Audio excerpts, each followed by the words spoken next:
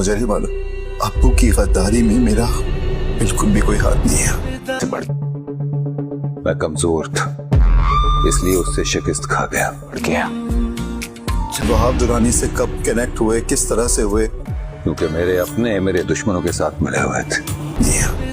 आप मेरी और जवार की शादी पे तो आएंगी ना? बेइज्जत नहीं होना चाहता। आपकी इज्जत मेरे लिए हर इज्जत। मैंने अब तुमको जबान दी है बेटा, और इस उम्र में तुम्हारी वजह से। बहजाद का भांजा सच में पारस से शादी करना चाहता था, लेकिन उसे वाकई नहीं पता था कि उसका बाप जो है वहाब दुरानी के साथ मिला हुआ है।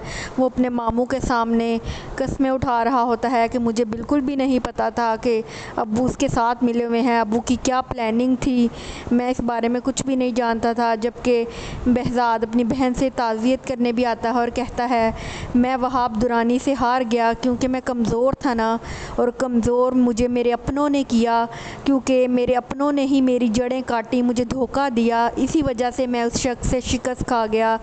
जबकि उसके भांजे को भी काफ़ी दुख होता है।